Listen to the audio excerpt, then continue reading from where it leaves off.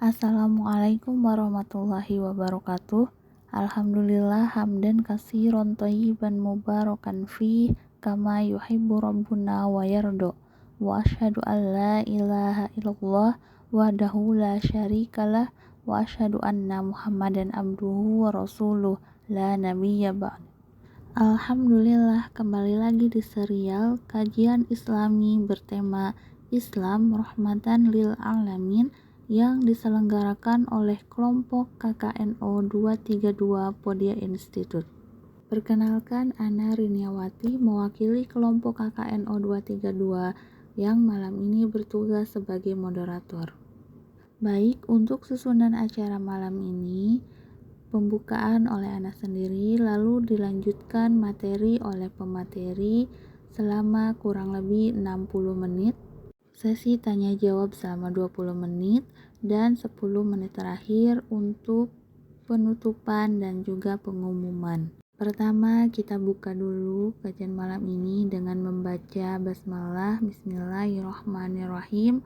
Judul kajian malam ini yaitu ibadah seorang muslim itu mudah.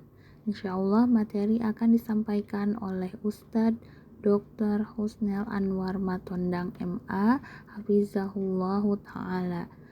Beliau merupakan Wakil Sekretaris Komisi Fatwa MUI Sumut, dosen di UIN Sumedan. Masya Allah juga beliau aktif berdakwah baik online maupun offline. Sebelumnya, jazakallah khair Ustadz yang telah bersedia meluangkan waktunya untuk memberikan ilmu kepada kita semua. Selanjutnya juga jazakumullahu khairan kepada para peserta Zoom baik di Zoom maupun live streaming YouTube KKNO Podia 232 atas kehadirannya dalam kajian malam ini. Semoga Allah mudahkan kita menuju surganya. Amin ya rabbal alamin. Abu Hurairah radhiyallahu anhu berkata bahwa Rasulullah Shallallahu alaihi wasallam bersabda, siapa yang menempuh jalan untuk mencari ilmu, maka Allah akan mudahkan baginya jalan menuju surga. Hadis riwayat Muslim. Amin ya rabbal alamin. Baik, untuk teknis Zoom-nya, materi insya Allah akan dipaparkan oleh Ustadz kurang lebih 1 jam, lalu 20 menit untuk sesi tanya jawab. Mohon untuk peserta agar tidak menyalakan mic dan kamera saat sesi materi agar lebih kondusif. Alhamdulillah juga sudah bergabung Ustadz bersama kita. Kita sapa terlebih dahulu Ustadznya. Assalamualaikum Ustadz. Waalaikumsalam warahmatullahi wabarakatuh. Alhamdulillah. Tidak ada kendala ya Ustadz. Baik Ustadz, apakah materinya sudah bisa disampaikan sekarang Ustadz? Ya, insya Allah kita mulai. Ya, kepada Ustadz. Assalamualaikum warahmatullahi wabarakatuh. Innal hamdalillah nahmaduhu wa nasta'inuhu wa nastaghfiruh wa na'udzu billahi min syururi anfusina wa min sayyiati a'malina. May yahdihillahu fala mudilla lahu wa may yudlil fala hadiyalah. Wa asyhadu an la ilaha illallah wahdahu la syarika lah wa asyhadu anna Muhammadan abduhu wa rasuluh alladzi la nabiyya wa rasula ba'dah. Allahumma salli wa sallim wa barik ala nabiyyina wa habibina wa syafi'ina wa qudwatina Muhammad ibn Abdullah sallallahu alaihi wasallam wa ala alihi wa ashabihi wa man tabi'ahu bi ihsanin ila akhiril anam. Amma ba'd, kita semua yang ada di ruang Zoom ini, semoga Allah Subhanahu wa taala memberikan kepada kita kesehatan, kemudian keafiatan, kemudian tentunya saja kecerdasan untuk bisa memahami agama Allah, tentunya dengan wasilah thalabul ilmi. Yang saya muliakan moderator dan semua yang terlibat di dalam kajian ini, kami doakan semoga Allah Subhanahu wa taala melimpahkan rahmat dan hidayahnya kepada kita semua. Baik, tema yang diberikan kepada kami hari ini adalah tentang masalah ibadah itu mudah. setiap umat manusia, siapapun dia, Allah Subhanahu wa taala menciptakannya hanya untuk satu tujuan, yaitu beribadah kepada Allah Subhanahu wa taala. Allah Subhanahu wa taala berfirman di dalam Al-Qur'an, "Wa ma khalaqtul jinna wal insa illa liya'buduni." Tidaklah kuciptakan jin dan manusia kecuali untuk beribadah kepadaku. Karena itulah siapapun, sekali lagi, siapapun kita, dimanapun kita berada, tatkala kita akan oleh Allah Subhanahu wa taala dan sudah berada pada posisi mukallaf, maka kita diwajibkan untuk beribadah kepada Allah Subhanahu wa taala. Oleh sebab itu, setiap detik dari waktu yang Allah karuniakan mestilah kita isi dengan ibadah. Satu hari, satu malam itu 24 jam. Kalau berdasarkan ayat ini, maka 24 jam itu kita harus mengisi dengan ibadah. Karena kita diciptakan hanya untuk beribadah kepada Allah Subhanahu wa taala. Namun tentunya ibadah yang dimaksud di sini tidak saja ibadah mahdhah, tetapi juga ibadah ghairu mahdhah. Ibadah mahdhah adalah ibadah yang murni itu ibadah, sementara ibadah ghairu mahdhah adalah ibadah yang dilakukan pada aktivitas kemanusiaan kita untuk memenuhi kehidupan kita, ma'isyah kita, sosialitas kita, itu bisa dipandang sebagai ibadah tatkala kita meniatkan itu dalam ketaatan kepada Allah Subhanahu wa taala. Oleh sebab itu, pastilah di dalam tatanan syariat. Karena itu Bapak-bapak dan Ibu-ibu, saudara-saudari yang dirahmati Allah Subhanahu wa taala, seyogyanya apapun yang kita lakukan itu mestilah memiliki nilai ibadah. Sebagaimana yang dikatakan tadi. Ketika manusia melakukan kemaksiatan, manusia melakukan pelanggaran syariat, maka dia telah keluar dari tujuan dia diciptakan. Atau paling tidak ketika manusia tidak melakukan atau tidak meniatkan aktivitasnya ibadah kepada Allah Subhanahu wa taala, maka sesungguhnya dia sudah alfa dari tujuan dia diciptakan. Dan inilah yang memastikan bahwasanya setiap ucapan kita, gerak kita, langkah kita, maka harus berada di atas koridor syariat Allah Subhanahu wa taala. Berkenaan dengan ibadah mahdhah, maka ada prinsip-prinsip yang harus dipahami oleh setiap manusia atau setiap kita yang menjadi hamba Allah Subhanahu wa taala. Jadi prinsip-prinsip inilah nanti yang akan kita bahas pada pertemuan ini, dan insya Allah semoga Allah memudahkan kita semua. Saya ingin bertanya kembali, apakah suara saya didengar dengan jelas? Alhamdulillah sudah jelas, Ustaz. Jelas ya, alhamdulillah. Baik.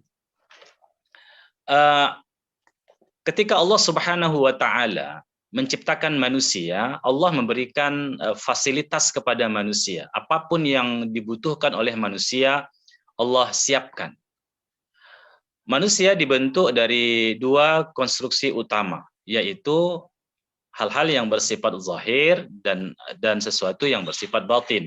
Sebagaimana Allah firmankan bahwasanya semesta ini dibentuk dari dua hal tersebut, yaitu hal zahir dan batin. Alam tarau annallaha sakhkhara lakum ma fis samawati wa ma fil ard wa asbagha 'alaikum ni'amahu zahiratan wa batinah. Apakah kamu tidak memperhatikan, kata Allah Subhanahu wa taala, tidak melihat bahwasanya Allah telah menundukkan langit dan bumi dan Allah telah mencukupkan karunia-Nya, yaitu karunia zahir dan batin. Jadi manusia itu bukanlah makhluk yang sederhana, apa yang kita lihat, apa yang bisa kita pegang dengan panca indera kita, ditangkap oleh panca indera kita, tidak. Manusia bukan hanya itu, tapi manusia juga terbangun dari unsur-unsur yang spiritual, yaitu unsur-unsur batin, unsur-unsur ruhiyah. Ketika Allah Subhanahu wa taala menciptakan semesta ini, Allah berikan semua fasilitas terhadap hal-hal yang bersifat materi pada diri kita, unsur-unsur biologis. Manusia itu butuh tempat, Allah ciptakan bumi untuk tempat kita. Manusia itu butuh udara, bahkan apa yang paling kita butuhkan secara biologis ya, maka Allah mudahkan untuk kita peroleh. Ketika manusia butuh udara, maka Allah Subhanahu wa taala memudahkan udara ada di muka bumi ini. Bahkan seluruh planet yang ada di semesta ini, maka bumilah yang paling banyak oksigennya. Kemudian ketika manusia butuh air, maka Allah memudahkan air di bumi ini untuk kehidupan manusia. Demikian juga manusia butuh kalori, nutrisi, maka Allah ciptakan binatang, Allah ciptakan tumbuh-tumbuhan. Semuanya itu adalah untuk kemaslahatan hamba Allah yang bernama al-ins atau manusia.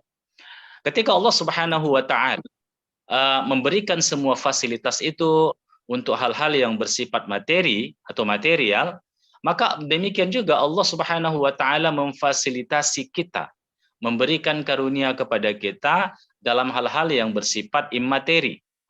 Yaitu, dan itulah Allah Subhanahu wa taala menurunkan wahyunya kepada kita, yaitu kepada Nabi kita Muhammad SAW.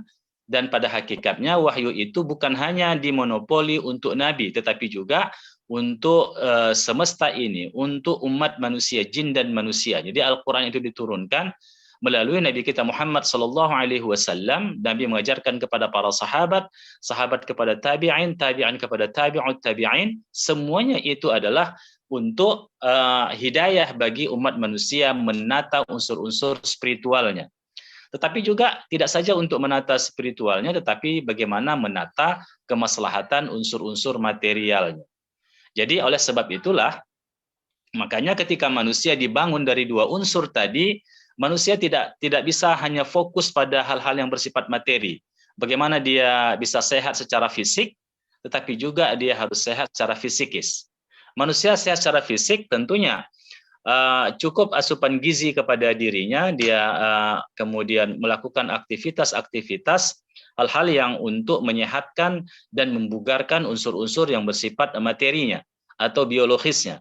Tetapi tidak saja untuk itu sebenarnya, manusia juga harus memiliki sebuah kesadaran yang jauh lebih penting, yaitu kesehatan hal-hal yang bersifat spiritual, kesehatan mentalnya, kesehatan rohaninya. Dan karena itulah ibadah yang Allah syariatkan kepada umat manusia adalah ibadah yang dibutuhkan oleh umat manusia. Ibadah yang dibutuhkan oleh umat manusia. Di mana ketika manusia jauh dari ibadah-ibadah kepada Allah Subhanahu wa taala, maka sesungguhnya dia sedang diterpa oleh sebuah penyakit atau sebuah hal-hal yang tidak stabil pada dirinya.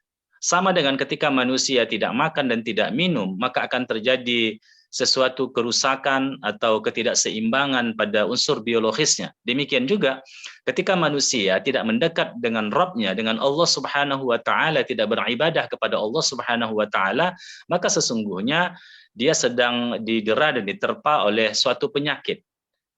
Atas dasar itulah maka kita banyak melihat manusia sehat secara fisik, tapi secara fisikis dia sakit, dia tidak stabil.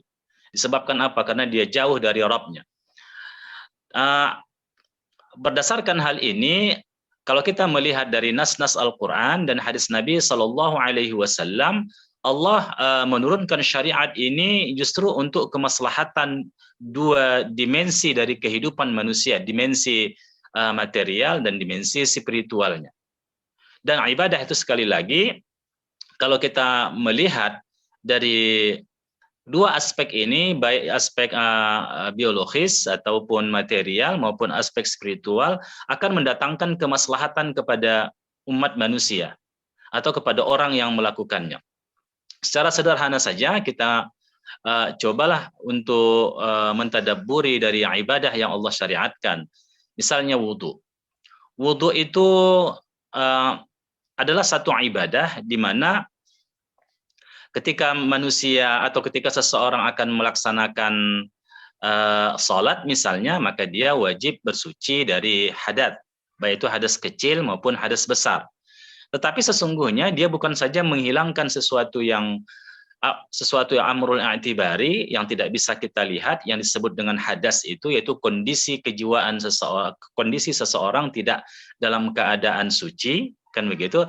Tetapi juga ada efek kesehatan bagi diri manusia, kemaslahatan pada unsur biologisnya, unsur materi yang pada dirinya. Kita mengetahui bahwasanya di ruang ini banyak sekali mikroba, banyak sekali mikroba. Dan itu miliaran ya, mungkin triliunan mikroba. Dan kita berinteraksi dengan banyak benda-benda di sekitar kita. Dan ketika itu terjadi, maka sesungguhnya di tubuh kita ini banyak sekali menempel mikroba-mikroba. Mikroba-mikroba jahat, mikroba-mikroba baik mungkin juga ada ya, menempel di wajah kita, di tangan kita, di kepala kita, di kaki kita. Dan sewaktu seseorang itu berwudu, maka tereduksilah mikroba-mikroba itu, kuman-kuman itu, virus-virus itu, tereduksilah dengan membasuh muka, dengan membasuh tangan, dengan kemudian istinsyak, masukkan air ke hidung atau madmadah, masukkan air ke mulut, berkumur-kumur. Itu sesungguhnya adalah kemaslahatan untuk umat manusia atau untuk orang yang melakukan ibadah wudu tersebut. Demikian juga menyapu kepala, kemudian membasuh kaki. Karena itulah unsur-unsur yang terbuka dari jasad manusia yang selalu terbuka, yaitu muka, tangan, kemudian kaki, dan juga kepala. Jadi wudu itu tidak saja menghilangkan hadas, tetapi juga adalah untuk kemaslahatan fisiknya, unsur-unsur biologisnya, yaitu tadi mereduksi mikroba-mikroba itu dan dia sehat. Dan itu bukan sekali dua kali yang harus dilakukan oleh seorang hamba Allah, tapi minimalnya 5 kali sehari semalam beriringan dengan sholatnya. Ya, seperti itu.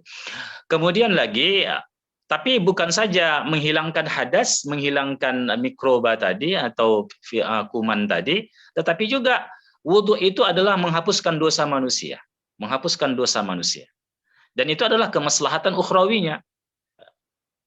Selain mendapatkan pahala dari Allah Subhanahu wa taala orang yang berwudu, tetapi juga itu tadi menghilangkan hadas dia dan juga menggugurkan dosa-dosa dia.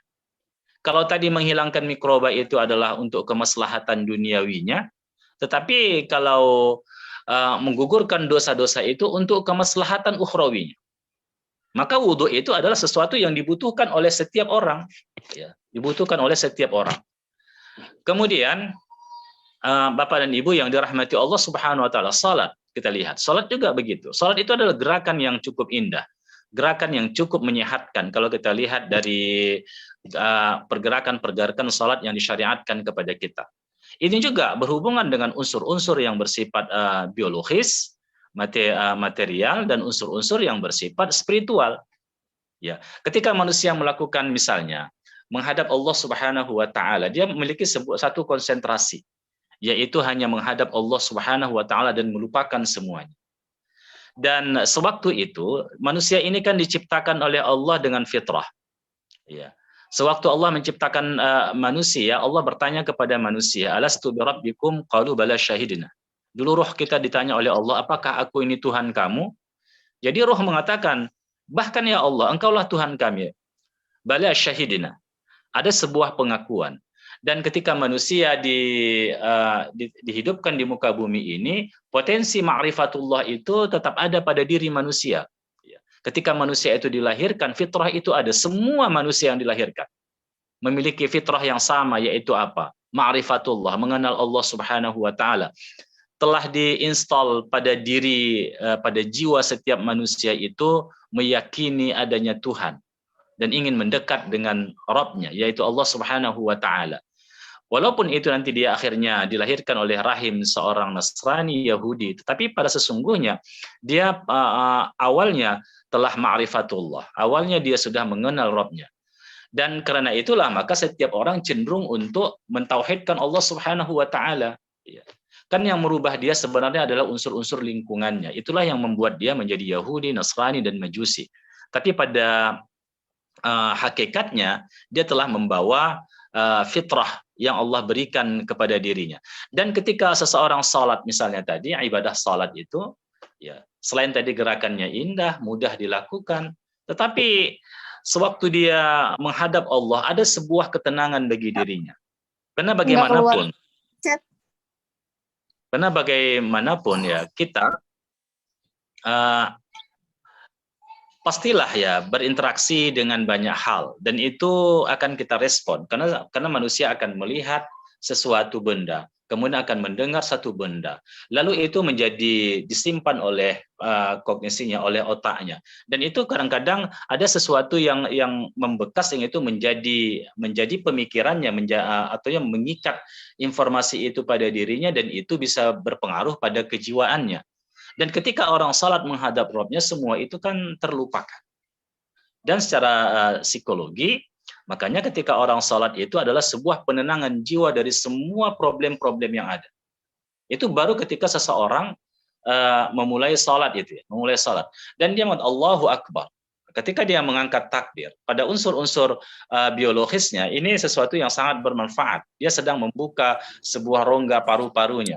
Dan semakin banyaklah udara yang masuk ketika dia mengucapkan takbir Allahu Akbar, dan terus bersedekah. Jadi gerakan-gerakan itu sendiri, udah banyak peneliti yang melakukan kajian di seputar hal ini, itu bermanfaat untuk fisik kita. Bermanfaat untuk fisik kita. Bahkan ada gerakan-gerakan yoga itu juga, itu mengikuti diantaranya gerakan-gerakan sholat. Ya. Dan demikian juga ketika manusia ruku, itu ya banyak sekali unsur-unsur kesehatan yang bisa diperolehnya, yaitu mengenai tulang belakangnya, mengenai pinggangnya, mengenai lutut dan betis. Ya, itu untuk fisik. Sujud begitu juga, ada satu spot yang di otak kita ini yang tidak dilalui oleh udara, darah, tapi ketika dia sujud, maka itu akan sampai ke sana aliran darah itu. Jadi oleh sebab itulah gerakan sholat itu sendiri adalah untuk kemaslahatan, untuk kebaikan diri manusia. Makanya orang yang sholat itu sesuai dengan syariat, maka dia akan sehat. Dia akan sehat. Kecuali ada unsur-unsur eksternal yang datang pada dirinya. Tapi apa yang dilakukannya adalah sehat. Itu pada fisik. Yang fisikisnya juga demikian. Orang yang sholat itu pastilah memiliki jiwa yang tenang dan memiliki proteksi yang kuat terhadap semua tindakan-tindakan jarimah, tindakan-tindakan kriminal, tindakan-tindakan dosa, kan begitu? Allah kan mengatakan bahwasanya innas salata tanha 'anil fahsya'i wal munkar. Salat itu akan mencegah orang sebagai sebuah proteksi bagi manusia dari perbuatan keji dan mungkar. Dan sesungguhnya manusia yang memiliki banyak problem itu ketika dia kan terjebak atau tercebur kepada perbuatan fahsya wal mungkar. Maka itu yang akan menghimpit diri, menjadi problem pada dirinya ketika dia melakukan kemungkaran-kemungkaran. Tapi orang yang salat tidak melakukan perbuatan mungkar, tidak melakukan perbuatan fahsya, maka dia akan bisa menikmati hidup karena dia tidak banyak punya problem tentang masalah-masalah itu. Jadi makanya kalau kita lihat dari sisi psikologi juga begitu, psikologi juga begitu, ada maslahat untuk dirinya. Itu baru pada hal-hal yang bersifat duniawi. Bagaimana dengan ukhrawinya? Maka orang yang salat itu adalah salah satu kata kunci seseorang itu memasuki surga Allah itu dengan salat. Bahkan orang yang mendapat rahmat Allah itu adalah orang-orang yang mengerjakan salat. Bahkan dalam sebuah riwayat dikatakan as-salatu imaduddin. Bahkan bukan hanya tiang keluarga, tapi tiang agama itu adalah salat bagi diri seseorang. Maka itu adalah sangat sangat penting bagi diri manusia. Itu kita lihat kemaslahatan. Ini sampel ya dari banyak dari banyak bukti atau fakta yang bisa kita sampaikan. Dari dua ini saja kita melihat bahwasanya ibadah itu memang dibutuhkan oleh manusia. Dan tidak ada ibadah di dalam Islam yang ibadah mahdhah dalam Islam yang berat dilakukan, tidak ada. Misalnya pembagian waktu tentang salat itu adalah sesuatu yang sangat logik, sesuatu yang sangat dibutuhkan oleh umat manusia di dalam hidup. Coba kita lihat misalnya salat subuh itu. Jadi salat subuh itu sangat dibutuhkan oleh manusia karena pada waktu itulah paru-paru kita, udara yang ada di sekitar kita begitu segarnya, maka kita disuruh bangun di sana. Bagi laki-laki disuruh ke masjid, dan ketika ke masjid dia akan melalui melalui udara terbuka, dan dia akan menghirup di sana. Itu sesuatu yang luar biasa untuk otaknya, untuk paru-parunya. Dan juga ketika manusia bangun pagi itu akan menyegarkan dia, akan menyegarkan. dan mereka sholat berjamaah di masjid, berkumpul di masjid. Usah lagi dalam pendekatan yang lain kita lihat. Ya, dalam pendekatan ikatan persaudaraan masyarakat itu juga luar biasa sekali ya. Ketika pagi-pagi kita bertemu dengan kawan-kawan dalam keadaan segar, kita bersalaman dan kita sholat bersama, dan itu sesuatu yang luar biasa. Demikian juga ketika manusia sudah penat bekerja, ya hampir setengah hari, maka kita disuruh lagi untuk istirahat dan kita salat. Kembali lagi kita berwudu, kita melakukan ibadah salat. Jadi di sini artinya apa? Ada pembagian waktu yang sangat dibutuhkan oleh peregangan tubuh kita, oleh fisik kita, itu sangat dibutuhkan. Tadi sekali lagi kita banyak berinteraksi dengan manusia, maka kita perlu kembali untuk menghilangkan semua itu dan menyegarkan kembali otak kita, menyegarkan kembali hati kita, menenangkan kembali, mendekatkan dengan Rabb kita. Nanti baru asar kembali. Kemudian jarak asar ke maghrib memang sedikit agak dekat, tapi ini sangat dibutuhkan ketika perubahan waktu dari siang kepada malam. Nanti mau kita tidur, kita sholat Isya lagi. Jadi sesuatu yang sangat dibutuhkan oleh manusia. Pembagian ritme waktu itu adalah sesuatu yang memang sangat dibutuhkan oleh manusia. Ada sebuah penelitian tentang hal ini ya, tentang pembagian waktu itu, kitab mauquta dalam salat itu juga adalah sesuatu yang dibutuhkan untuk kemaslahatan fisik kita dan juga fisikis kita. Demikian juga ibadah-ibadah yang lain ya, yang kita lakukan. Baik, jadi kita melihat beberapa catatan ya di dalam penjelasan para ulama, misalnya ibadah itu tidaklah dilakukan begitu saja, tapi mesti memiliki kaidah. Karena tidak ada ibadah kecuali telah memenuhi dua syarat. Dan syarat itu sangat mudah sekali. Yaitu syaratnya adalah yang pertama, ibadah itu hanya ditujukan kepada Allah Subhanahu wa taala, ikhlas. Jadi syarat yang pertama ikhlas kepada Allah Subhanahu wa taala, tidak ada tujuan yang lain.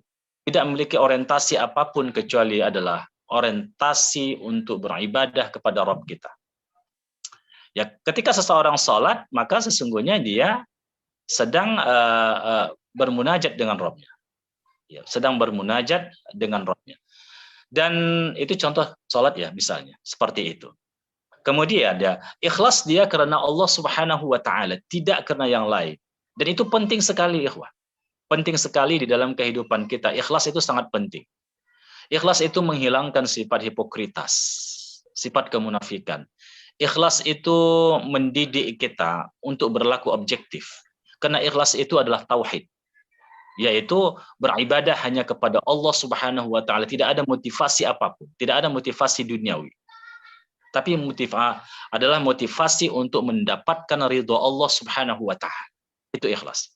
Dan itulah adalah tauhid. Adalah tauhid. Dan ketika orang hanya beribadah kepada Allah, orang itu sudah melakukan sesuatu yang bersikap objektif. Telah melakukan keadilan. Kenapa kita katakan keadilan? Karena tauhid itu adalah adil. Lawannya adalah syirik, itu zalim. Dasarnya adalah firman Allah Subhanahu wa taala. Allah katakan misalnya dalam Al-Qur'an pada surah Ali Imran. Syahidallahu annahu la ilaha illahu wal malaikatu wa ulul ilmi qa'iman bil qisti. La ilaha illa wal azizul hakim. Jadi syahidallahu annahu la ilaha illa. Allah sendiri itu menyaksikan dirinya, tiada ilah yang hak diibadahi kecuali Dia. Kemudian siapa yang bersaksi? Malaikat, wa ulul ilmi. Baru setelah itu wa ulul ilmi. Orang yang memiliki ilmu, qa'iman bil qisti, yang menegakkan keadilan. Betapa tidak dikatakan adil. Coba kita bayangkan. Yang menciptakan semesta ini Allah. Dari partikel yang terkecil sampai partikel yang terbesar. Dari atom yang tersusun dari proton, neutron, elektron, dan juga bisa dibagi menjadi positron. Itu yang menciptakan Allah. Sampai makhluk yang terbesar. Langit, jagat raya ini, arash. Itu yang ciptakan siapa? Allah Subhanahu wa taala. Siapa yang memberi rezeki? Itu Allah Subhanahu wa taala. Setiap apapun yang kita nikmati hari ini adalah Allah Subhanahu wa taala yang mengkaruniakan. Allah pemilik bumi ini, pemilik alam semesta ini. Allah yang mengucurkan semua nikmat itu. Itu Allah Subhanahu wa taala. Lalu ada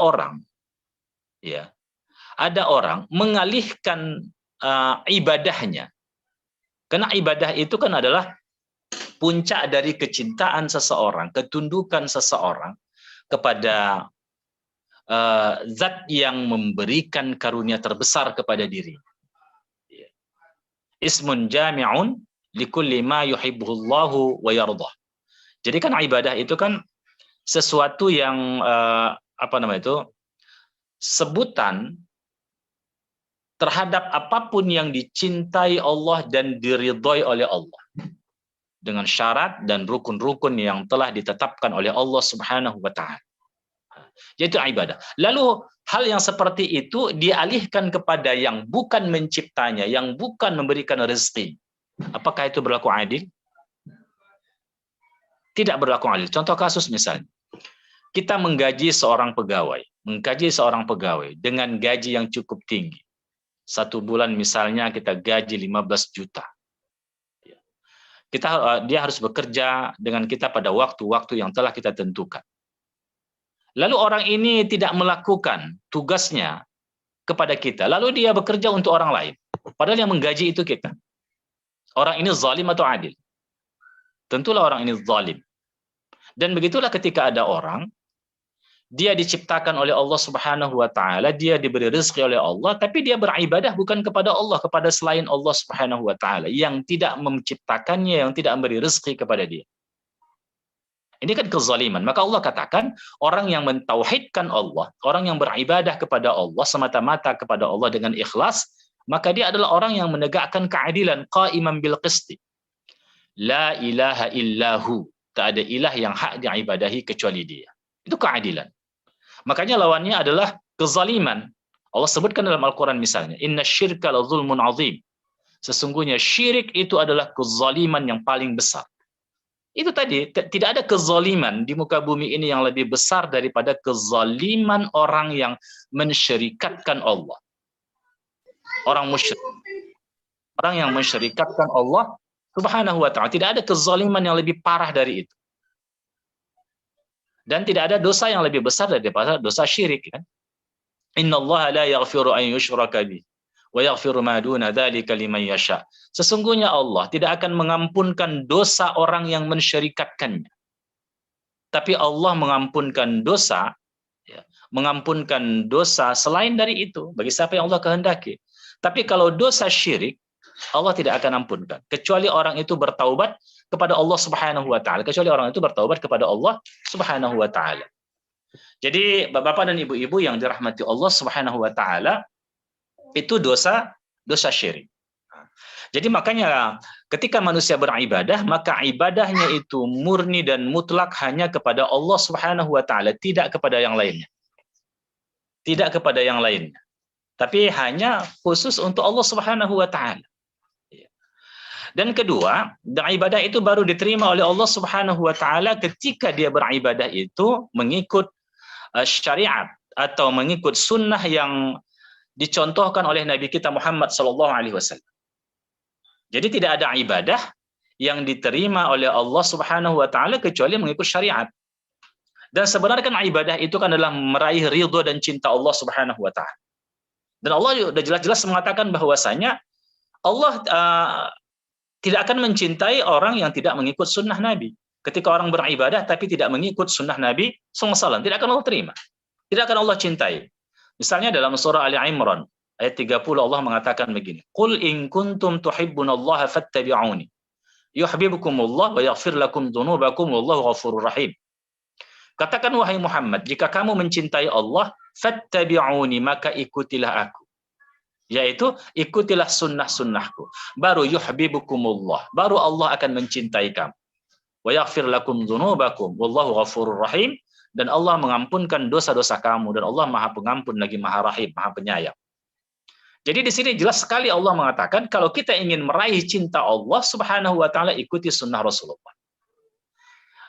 Dengan demikian, makanya kita memang harus selektif dalam beribadah itu. Mana ibadah yang sesuai dengan sunnah Nabi, mana ibadah yang tidak sesuai dengan sunnah Nabi Sallallahu Alaihi Wasallam. Karena memang ini persyaratannya.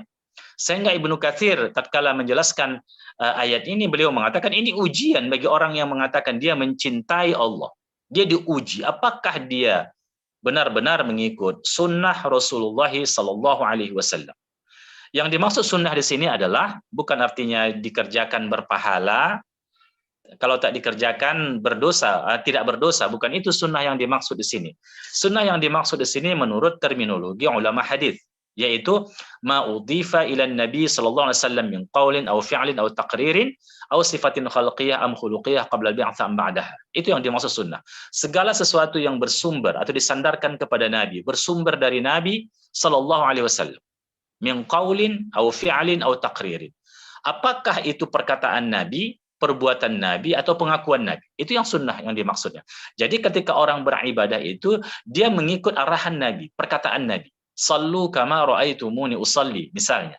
Salatlah kamu sebagaimana kamu melihat aku salat, yaitu gerakan salatku di mana aku bersedekap, bagaimana aku rukuk, apa yang kubaca, bagaimana cara membacanya, dan seterusnya.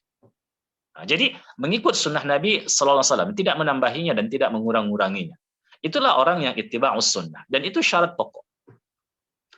Dan semua ibadah itu tidak ada beban bagi manusia. Sebagaimana yang dijelaskan tadi, ini adalah sesuatu yang dibutuhkan oleh manusia, baik secara fisik maupun fisikis. Itu dibutuhkan oleh umat manusia. Dan ketika Allah Subhanahu wa taala mungkin mengambil sebahagian nikmat dari hambanya sehingga dia tidak bisa melakukan secara maksimal salat itu, maka dia diberikan rukhsah. Dan Allah katakan dalam Al-Qur'an, la yukallifullahu nafsan illa wus'aha. Jadi Allah Subhanahu wa taala tidak akan membebani bagi manusia itu kecuali berdasarkan kesanggupannya. Misalnya, kalau salat itu wajib berdiri dan itu adalah rukun di dalam salat. Ya, wajib berdiri.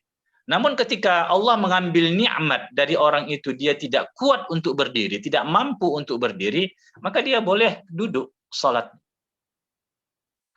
Jadi ittaqullah mastata'tum.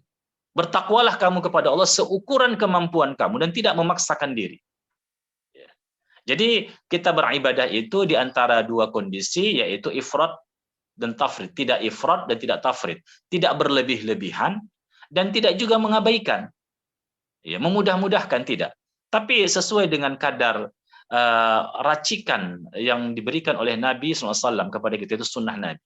Dan sesuai pula dengan kemampuan kita. Itu tadi seperti yang dikatakan. Kalau dia tidak bisa berdiri, Allah ambil nikmat dari dirinya, maka kompensasinya dia boleh sholat duduk.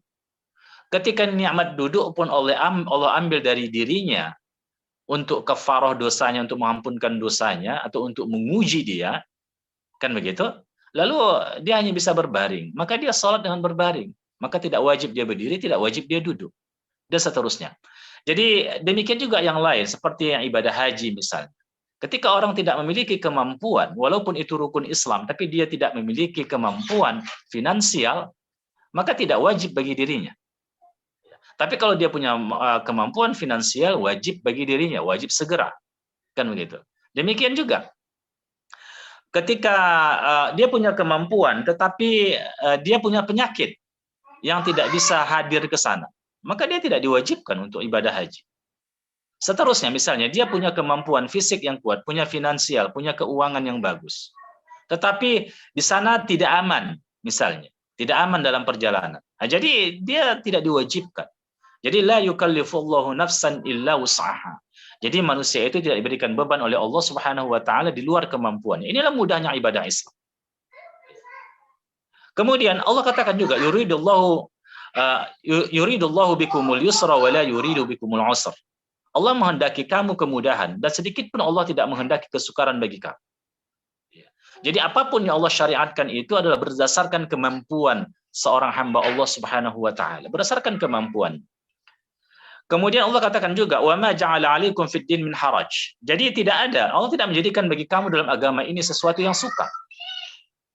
Pasti ada solusi yang Allah berikan secara syar'i kepada hamba-hamba Allah Subhanahu wa taala seukuran kemampuannya, seukuran kemampuannya. Baik. Demikian juga ada beberapa hadis Nabi sallallahu alaihi wasallam yang menjelaskan tentang masalah ini, ya. Di mana Nabi kita mengatakan saddidu wa qaribu wa abshiru. Innad dina yusrun. Sesungguhnya agama itu mudah sekali. Lan yashadda ad-dinu ahadun illa ghalabah. Maka tidaklah seseorang kalau dia memberat-beratkan dirinya, dia ekstrim, melebihi kemampuannya, melebihi porsi yang disyariatkan kepadanya, kan begitu?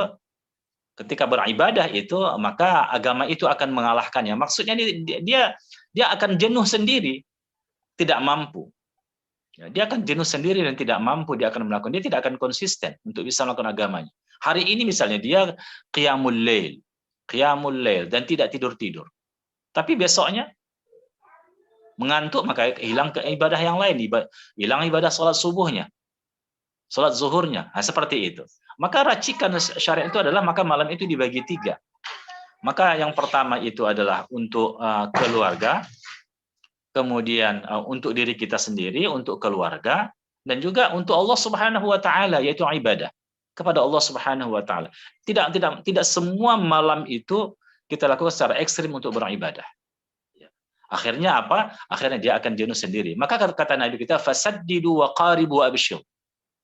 Maka saddidu. Jadi ij'alu a'malakum shawaban. Saddidu. Artinya jadikan amal kamu itu benar. Benar tadi apa standar benar itu? Standar benar itu mengikuti sunnah Nabi Sallallahu Alaihi Wasallam, baik pada tata caranya maupun pada kuantitasnya dan kualitasnya. Contoh kasus misalnya, saddidu itu adalah koreksi amal kamu. Itu tadi beramal itu adakah enggak contoh dari Nabi Sallallahu Alaihi Wasallam dalam amal itu? Kalau amal itu tidak dilakukan oleh Nabi, sementara Nabi tidak ada uzur untuk tidak melakukannya, tentunya itu bukan satu amal yang baik. Karena Nabi tidak mencontohkan itu. Tidak ada dalil dari perkataan Nabi, perbuatan Nabi, dan takrir Nabi. Maka itu bukan ibadah.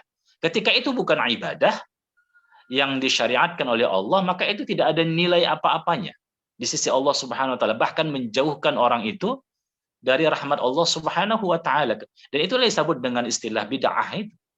Ya, bid'ah tidak, karena sesuatu melakukan ibadah tidak mengikuti contoh dari sunnah Nabi Sallallahu Alaihi Wasallam. Jadi saddidu. Demikian juga tentang porsinya.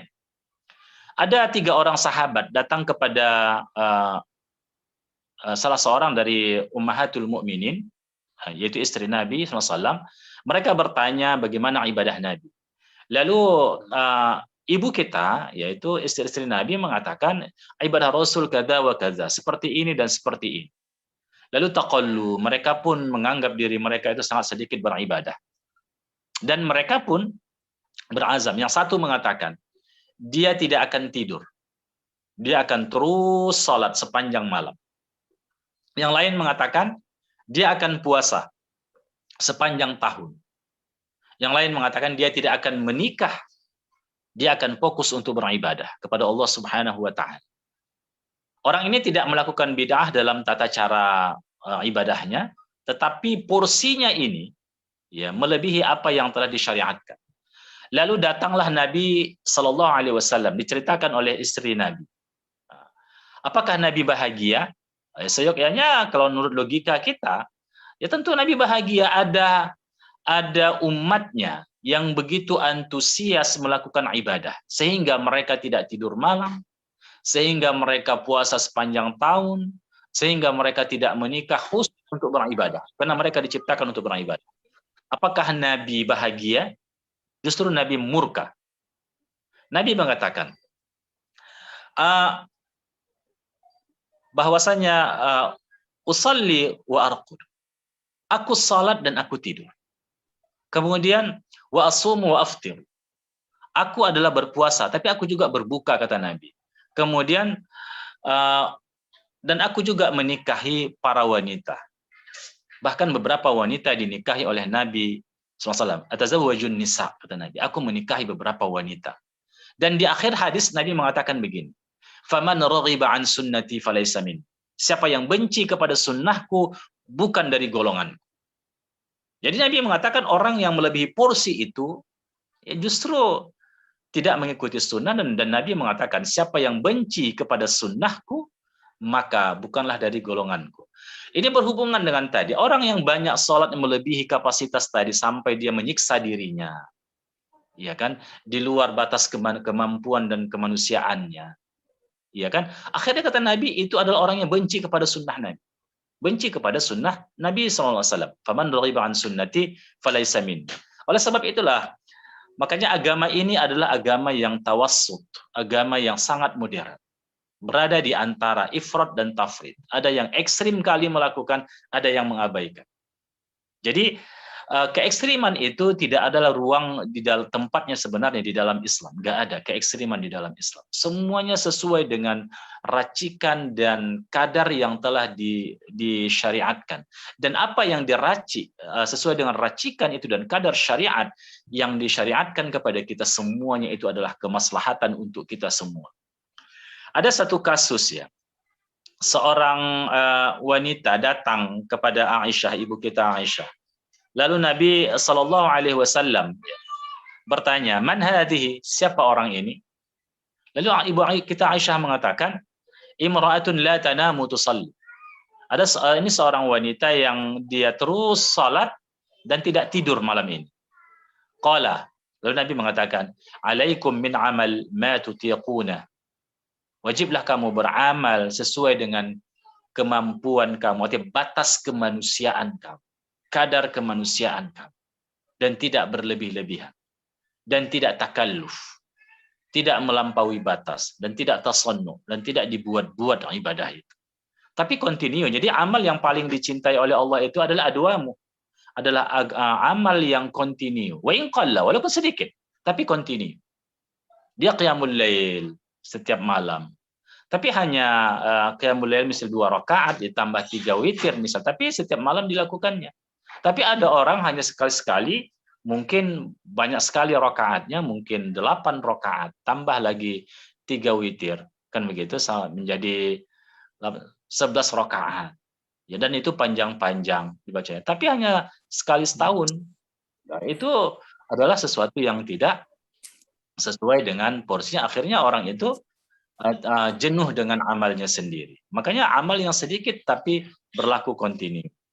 Iya, ini kepada Ibu Moderator masih ada waktu? Boleh Ustadz, kalau masih ada yang mau disampaikan. Iya, ada sedikit lagi. 9.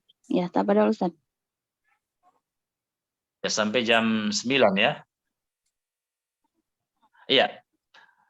Baik, sekarang jam berapa? Saya nggak muncul pula jamnya di sini. Kurang lebih 6 menit lagi Ustadz. Menit lagi ya. Baik.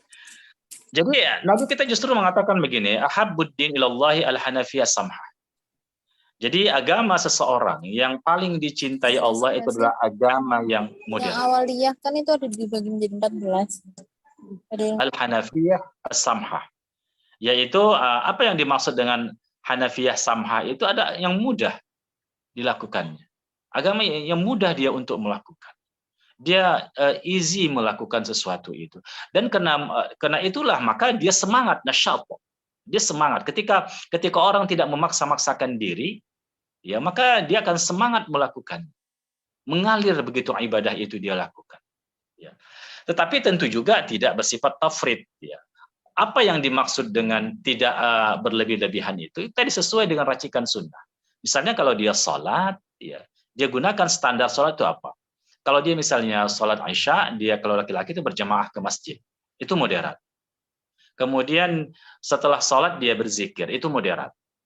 Setelah sholat Isya itu dia sholat 2 rakaat. Itu moderat. Nah, itu sesuatu yang terus kontinu dilakukan. Zuhur begitu juga. Ketika dia mendengarkan adzan, dia berhenti bekerja, dia berwudu, kemudian dia datang ke masjid. Itu moderat. Nah, demikian juga tatkala dia sampai dia tahiyatul masjid, itu moderat. Dia kemudian mendengarkan azan, menjawab azan, itu moderat. Kemudian dia setelah azan, dia berdoa, kemudian sesuai dengan tuntunan sunnah Nabi SAW, dia salat 2 rakaat atau 4 rakaat sebelum zuhur, itu moderat. Dia salat zuhur, kemudian dia setelah itu dia zikir-zikir, itu moderat. Kemudian dia salat 2 rakaat atau 4 rakaat ba'da zikirnya itu adalah moderat. Itu bukan ekstrim. Tetapi ketika sesuatu yang dilakukan, dia tambah sholat sampai 100 rakaat, itulah yang disebut dengan ekstrim. Keluar dari ketentuan sunnah Nabi. Jadi standar moderat itu dalam beramal itu, sebagaimana yang kita jelaskan tadi itu adalah ketika dia baik pada kuantitas maupun pada kualitasnya, tata caranya, tempatnya, waktunya, mengikuti sunnah Nabi Sallallahu Alaihi Wasallam. Dan demikianlah mungkin penjelasan kita hari ini tentang ibadah yang Allah syariatkan kepada kita itu mudah kita lakukan. Dan bukan hanya mudah, tetapi itu adalah kebutuhan kita, untuk kemaslahatan kita, maslahat untuk hal duniawi kita, dan maslahat juga untuk ukhrawi kita. Oleh sebab itulah, maka ketika orang tidak melakukan ibadah, maka sesungguhnya dia telah mencederai dirinya. Dia telah berlaku ekstrim pada diri. Dia telah menzalimi hal-hal yang bersifat zahir dan batin pada dirinya. Karena dia tidak melakukan sesuatu yang harus dia lakukan, di mana yang harus itu adalah sesuatu yang dibutuhkan baik pada fisik maupun pada psikis. Dan ingat tadi, kita diciptakan oleh Allah Subhanahu wa taala ke muka bumi ini hanya untuk satu tujuan, yaitu beribadah kepada Allah. Dan semua aktivitas kita, baik itu ibadah mahdhah maupun ghairu mahdhah, adalah dalam rangka mewujudkan tujuan kita diciptakan oleh Allah Subhanahu wa taala. Ya, saya kembalikan kepada Ibu moderator ya. Baik Ustaz, jazakallahu khairan, barakallahu fikum.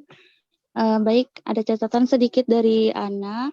Ibadah itu dibutuhkan oleh manusia selain bermanfaat untuk duniawi juga ukhrawi, Ustaz. Semoga dengan kajian malam ini bisa menambah semangat kita untuk beribadah kepada Allah dengan ikhlas dan sesuai sunnah. Amin. Allah juga tidak menjadikan ibadah sebagai kesyukaran.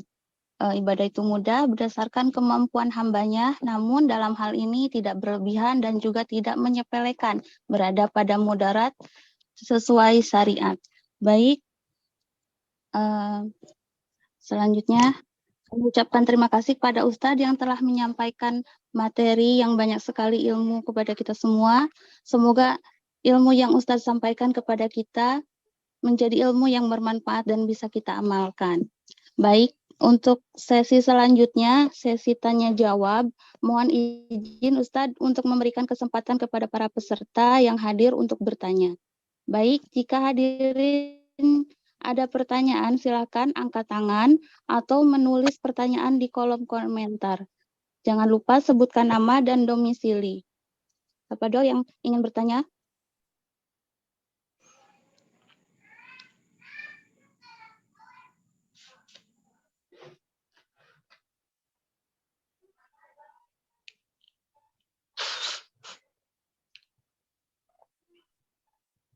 Assalamualaikum.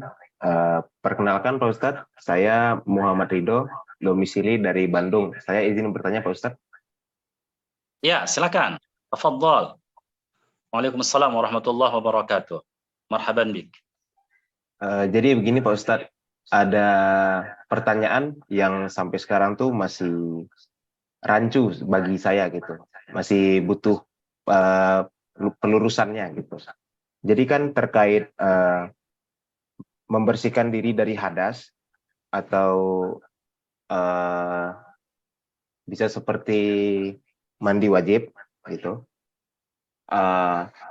Kan itu kita ada untuk berwudunya gitu Pak Ustadz ya.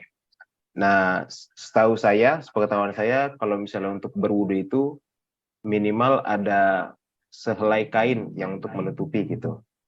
Jadi kalau misalnya kita mandi wajib gitu Pak Ustadz, apakah kita harus mengganti dulu pakaian dalam kita atau kita boleh untuk tanpa busana gitu untuk berwudu pada saat mandi wajib gitu Pak Ustadz. Terima kasih.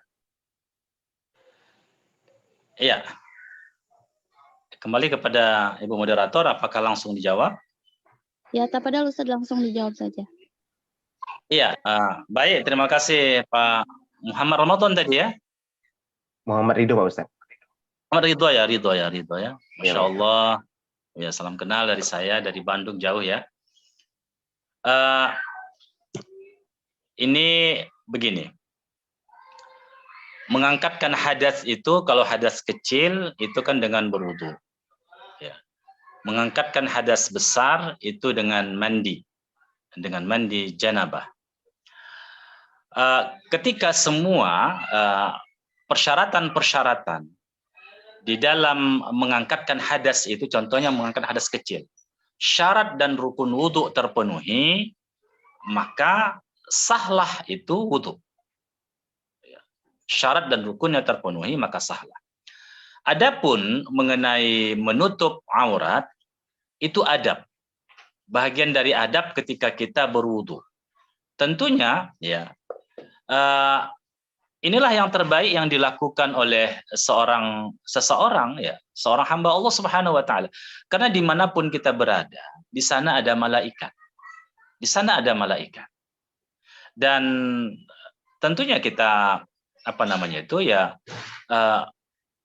merasa malu. Ada makhluk Allah Subhanahu Wa Taala yang disebut dengan malaikat melihat aurat kita, walaupun mereka kapanpun bisa melihat aurat kita, tapi ada adab kita. Bukan hanya kepada malaikat itu, tapi adab kita ketika berhadas itu.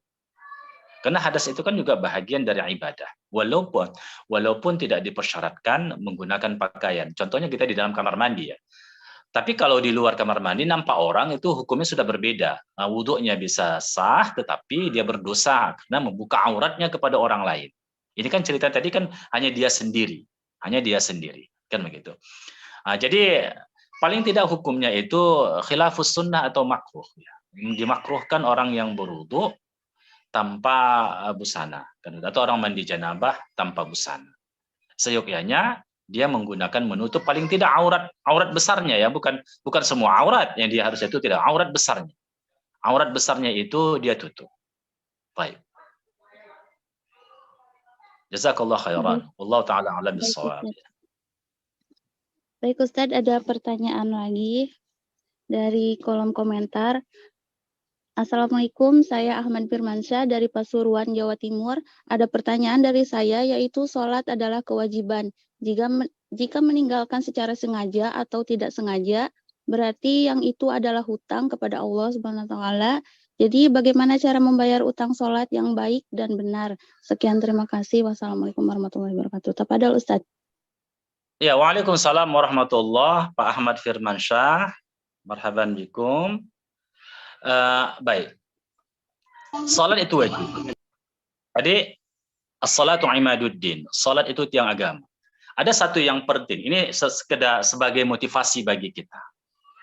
Ketahuilah bahwasanya semua syariat yang Allah syariatkan itu diturunkan di bumi. Puasa itu disyariatkan di bumi tahun kedua Hijriyah. Zakat itu diturunkan di bumi ketika Nabi di bumi. Haji itu begitu juga. Tetapi salat itu diterima, Nabi disyariatkan untuk Nabi Muhammad dan umat ini bukan di bumi, tapi di Sidratil Muntaha, di atas langit sana. Itulah berbedanya salat daripada yang lain. Maka salat itu imaduddin, pokoknya agama. Bahkan di akhirat nanti, yang pertama sekali akan diperiksa dari amal-amal kita itu adalah salat. Kalau salat itu baik, salat itu tidak ada celah dan cacatnya, diterima oleh Allah Subhanahu wa Ta'ala, maka yang lainnya juga akan baik. Tapi kalau itu bermasalah, maka yang lain juga akan bermasalah. Itu salat. Bahkan para ulama mazhab kita, tidak ada satu amal selain masalah kesyirikan yang mereka lebih menekankan, lebih memiliki perhatian penting, tidak ada melebihi salat. Sehingga Imam Syafi'i itu mengatakan bahwasanya orang yang sengaja meninggalkan salat itu hukumannya hukuman mati. Hukumannya hukuman mati. Itu dalam mazhab Syafi'i. Ada orang yang sengaja meninggalkan sholat karena malas. Itu ya. Maka hukumannya hukuman mati. Maka kalau diterapkan dalam sebuah pemerintahan syariat Islam mengikut mazhab Syafi'i, maka orang-orang yang tidak sholat dieksekusi mati. Diberikan kepada dia kesempatan untuk bertaubat melaksanakan sholat. Di dalam mazhab Abu Hanifah itu dipenjarakan. Orang yang tak sholat, ya, sengaja meninggalkan sholat dipenjarakan. Baru dia dikeluarkan ketika dia sholat. Di dalam salah satu pendapat dari mazhab Ahmad bin Hanbal dan yang lain juga, dan beberapa mazhab yang lain, pendapat yang lain mengatakan orang yang sengaja meninggalkan sholat itu kufur. Bahkan kharij min millati al-Islam. Keluar dari agama Islam. Ada sampai pendapat yang paling keras dalam hal ini. Ada yang mengatakan sampai begitu. Maka luar biasanya sholat itu. Dan karena itulah maka di sini para ulama sangat tegas dalam persoalan sholat. Namun mereka berbeda pendapat. Apakah orang yang sengaja meninggalkan sholat itu diqadha atau tidak? Ini berbeda pendapat para ulama. Dan khilaf ini khilaf mu'tabarah. Khilaf mu'tabar. Di antara para ulama. Tapi kita tidak menjadikan dalil khilafiyah itu sebagai dalil. Tentunya yang menjadi dalil adalah apa yang mereka dasari terhadap pendapatnya, itulah dalilnya. Apakah itu Al-Quran, hadis, ijma', qiyas, maslahatul mursalah, istihsan, uruf, istishab dan sebagainya. Itu yang menjadi dalil. Bukan khilafiyah itu sendiri dalil, tapi khilafiyah itu menunjukkan di sini adanya perbedaan pendapat di antara para ulama. Sebagian ulama mengatakan kalau ada orang yang ketinggalan salat maka wajib diqadha kalau, dan itu sepakat para ulama, kalau ditinggalkan itu karena uzur. Apakah dia ketiduran atau macam kasus Nabi SAW ketika dalam perang Khandaq, perang Ahzab, mereka mau diserang oleh musuh, benteng ini harus siap, parit ini harus siap, maka mereka terlambat melaksanakan sholat asar. Dan sholat asar itu dilakukan pada sholat maghrib. Artinya Nabi mengqadha. Bahkan hadis tentang mengqadha orang yang tertidur itu juga adalah hadis sahih. Artinya, kalau dalam masalah ini, dalam masalah ada uzur syariat, mereka meninggalkan, maka diqadha sholatnya. Sepakat para ulama. Yang tidak sepakat mereka itu berbeda pendapat. Bagaimana orang yang malas? Orang yang sengaja meninggalkan sholat karena malas, bukan karena uzur syariat, apakah diqadhanya? Dalam 4 madhab.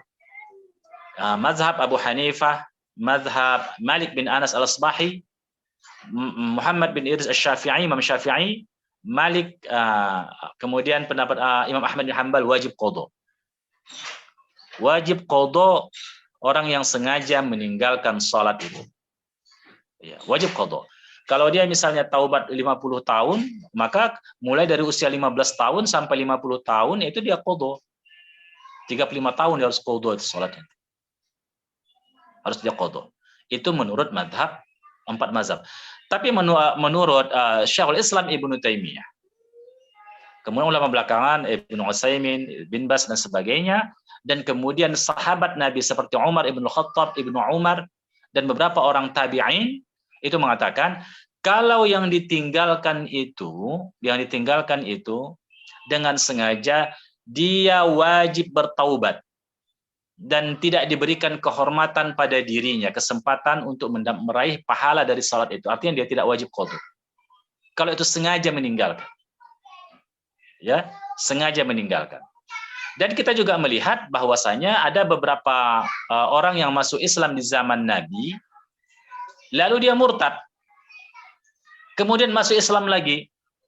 Nabi tidak perintahkan orang itu untuk mengqadha salat di rentang waktu murtad. Padahal dalam mazhab Syafi'i kan, ketika ada orang sudah masuk Islam, wajib dia salat. Lalu dia murtad.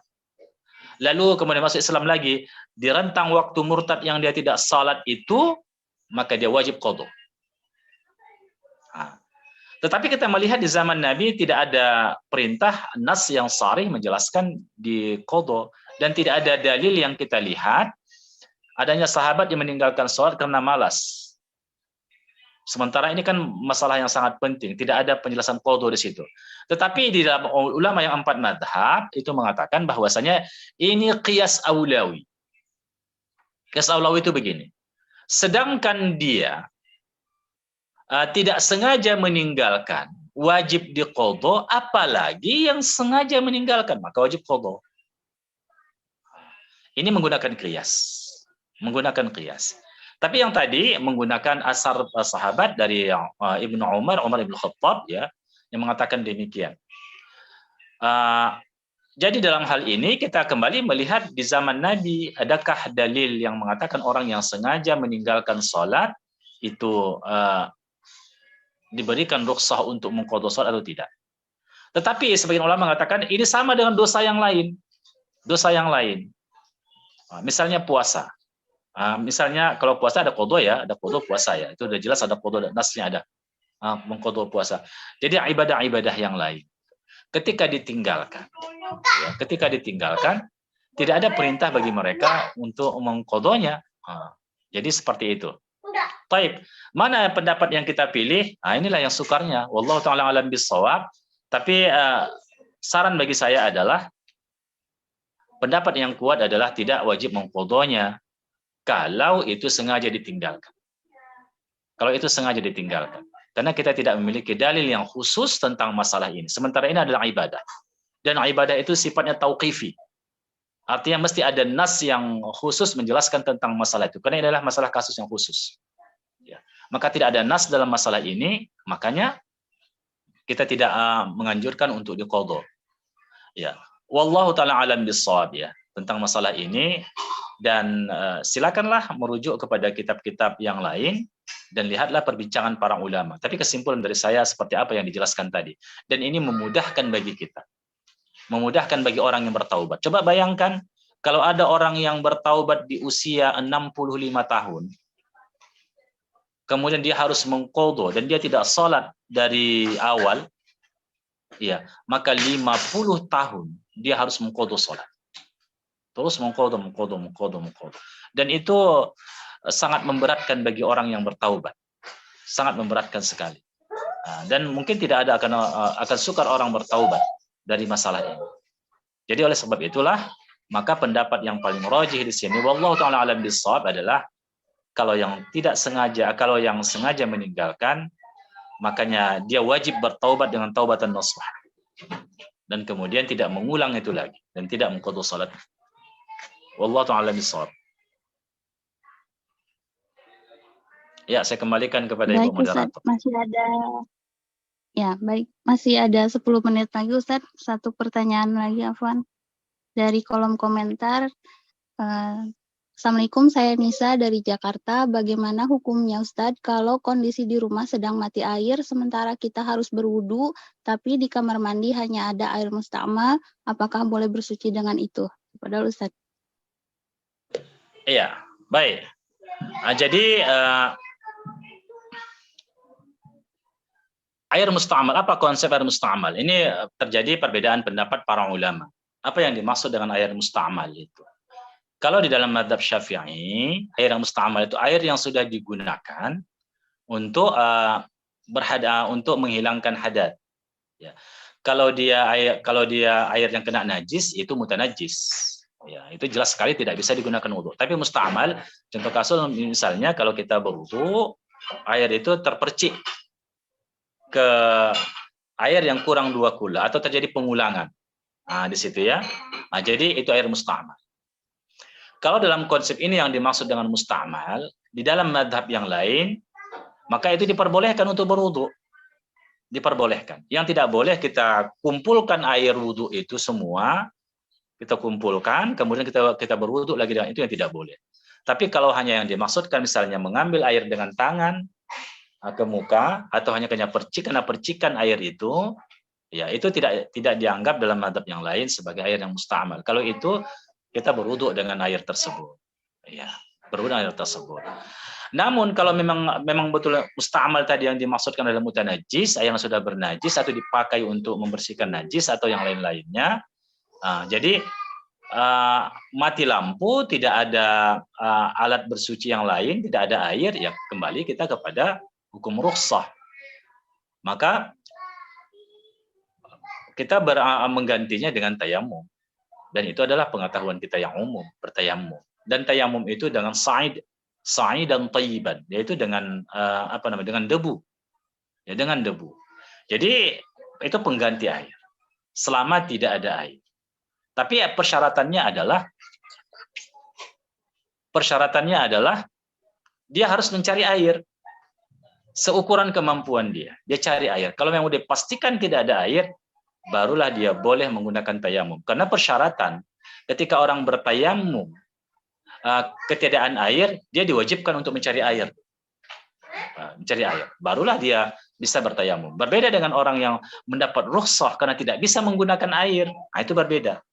Kalau dia tidak bisa menggunakan air, walaupun air di situ banyak sekali, tapi dia disyariatkan untuk bertayamum karena mungkin keuzuran, penyakit dan sebagainya. Baik ya. Jadi seperti itu Ibu ya. Jadi pendapat yang paling moderat di sini, mudah-mudahan inilah yang paling rajih. Kalau hanya percikan air saja, maka gunakanlah air itu untuk berwudu. Tapi kalau memang sudah berulang-ulang dari hadis membasuh muka dikumpul lagi airnya, membasuh tangan dikumpul lagi airnya, maka itu ya tidak ada dianjurkan oleh para ulama seperti itu. Tidak ada. Baik. Baik Ustadz. Sepertinya satu pertanyaan lagi ya Ustadz sebelum ditutup. Boleh. Dari Kak Yusria dari Lombok.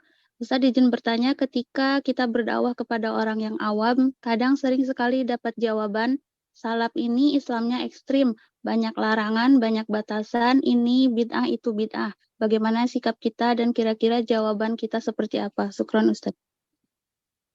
Iya, jadi bid'ah itu terminologi yang disebutkan oleh Nabi kita sendiri. Karena bid'ah itu bahagian dari syariat. Artinya penjelasan tentang bid'ah itu adalah bahagian dari syariat ini. Dan yang mengatakan bid'ah itu adalah Nabi SAW. Kullu bid'ah dhalalah itu kan dari Nabi, itu kan bukan dari ungkapan para ulama, tapi dari Nabi SAW. Dan pendefinisian bid'ah itu sendiri juga Nabi memberikan definisinya. Man amila amalan laisa alaihi amruna fahuwa raddun, itu Nabi sendiri yang memberikan definisi. Wa kullu muhdatsatin bid'ah, itu Nabi sendiri yang memberikan definisi. Itu adalah bahagian dari syariat. Ya. Dan juga perlu dipahami begini. Kalau bid'ah secara bahasa, pokoknya apa yang terjadi yang tidak ada di zaman Nabi dan hari ini ada, eksis, maka itu bid'ah. Tapi menurut bahasa. Tapi kita kan bukan menurut bahasa, tapi menurut istilah. Apa yang dimaksud dengan bid'ah? Ya. Maka bid'ah itu adalah semua perbuatan amaliyah ta'abbudiyah. Amal untuk beribadah.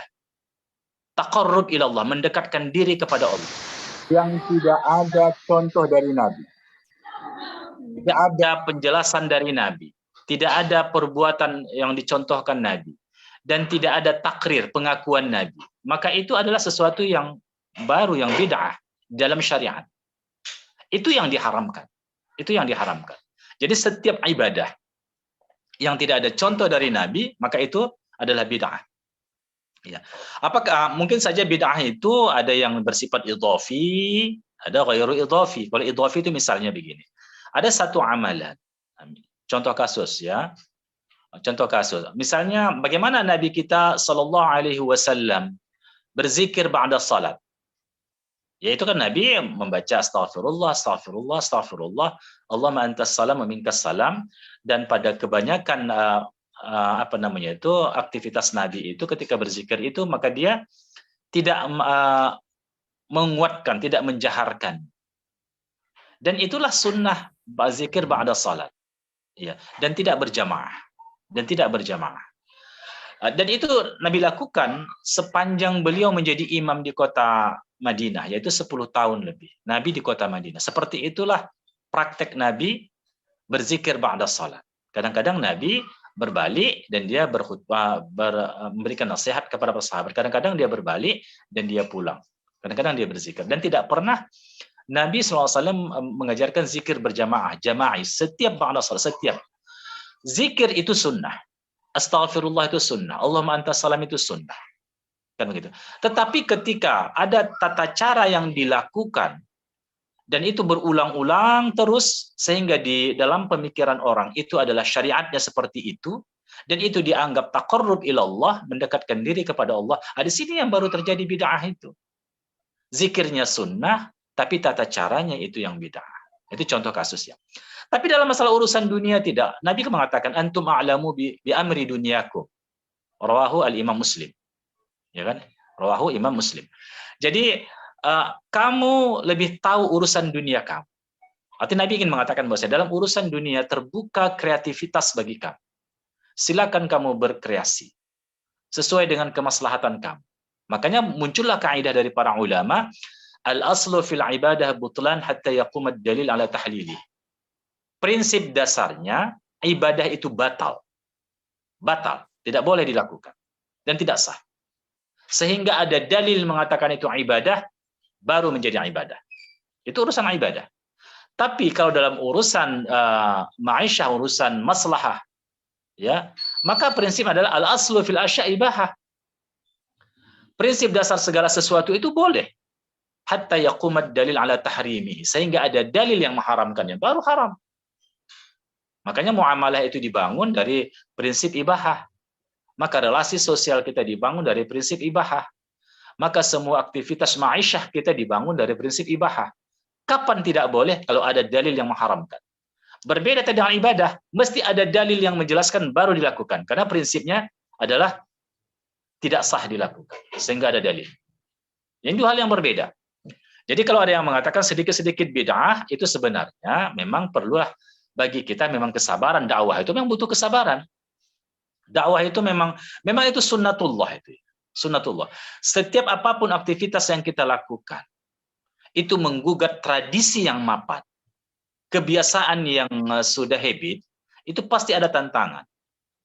Dan itu merupakan adalah itu ya sudah menjadi teori sosial itu. Sudah menjadi sunnatullah dalam hukum sosial. Ya, dalam hukum sejarah sudah seperti itu.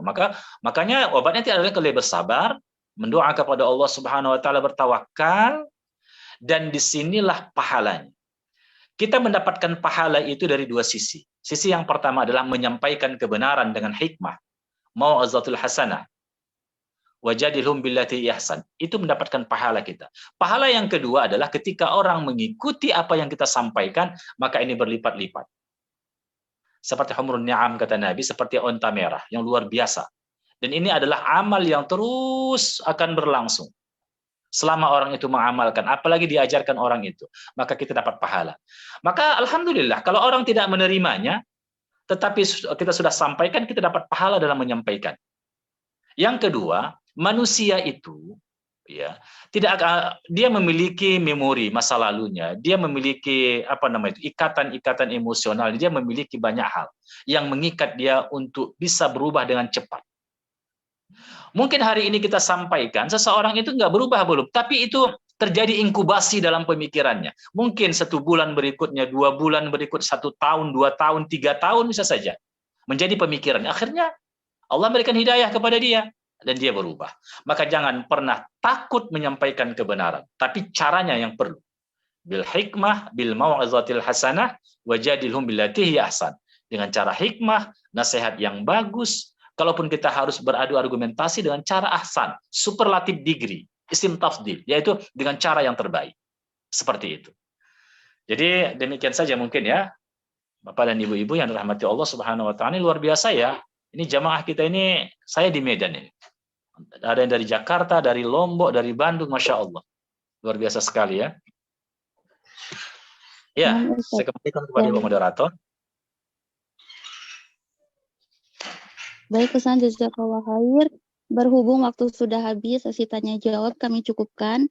Alhamdulillah untuk sesi kajian malam ini sudah selesai. Sekali lagi kami ucapkan jazakallah khair Ustaz. Semoga bisa berjumpa kembali di kajian dengan materi lainnya. Tafadhol Ustaz jika akan meninggalkan room Zoom terlebih dahulu. Selanjutnya pengumuman dan penutupan kajian. Tafadhol Ustaz. Ya, jadi Terima kasih atas undangannya bisa hadir di komunitas ini, dalam kajian ini. Ini satu yang luar biasa sekali. Semoga Allah SWT memberkahi pertemuan kita. Dan saya ucapkan jazakumullah khairal jaza. Subhanakallah bihamdik. Asyhadu an la ilaha anta astaghfiruka wa atubu ilaik. Wassalamualaikum warahmatullahi wabarakatuh. Waalaikumsalam warahmatullahi wabarakatuh. Baik, untuk peserta jangan dulu live Zoom. Selanjutnya pengumuman dan penutupan bagi peserta yang hadir dan belum mendaftar, silakan mendaftar pada kajian dengan judul malam ini, ibadah seorang muslim itu mudah. Batas waktu sampai besok agar mendapatkan sertifikat. Sebagai syarat untuk mendapatkan sertifikat adalah mendaftar di link yang sudah diinfokan sebelumnya. Untuk sertifikat insya Allah nanti diinfokan oleh admin atau melalui grup WA. Bagi yang tertinggal sesi materi atau yang mau mengulang materi, insya Allah sudah tersedia di channel YouTube KKNO Podia 232. Jangan lupa ikuti seri kajian Islami lainnya. Masih ada 6 judul kajian lagi yang terdekat insya Allah besok dan lusa. Untuk info lebih lengkapnya kami share di grup WA juga. Kami berharap hadirin yang malam ini bisa ikut kembali dan share info kajiannya kepada teman-teman. Jangan lupa untuk mendaftar terlebih dahulu. Ini penting untuk pembuatan sertifikat ya. Usahakan daftar sesuai nama asli dan nama di Zoom juga sesuaikan dengan nama asli ya teman-teman para hadirin semuanya. Baik, kita tutup kajian malam ini dengan alhamdulillah dan doa kafaratul majelis. Baik, bagi hadirin semuanya sudah bisa meninggalkan room Zoom. Room Zoom-nya segera kami tutup. Assalamualaikum warahmatullahi wabarakatuh. Waalaikumsalam warahmatullahi wabarakatuh. Waalaikumsalam warahmatullahi wabarakatuh.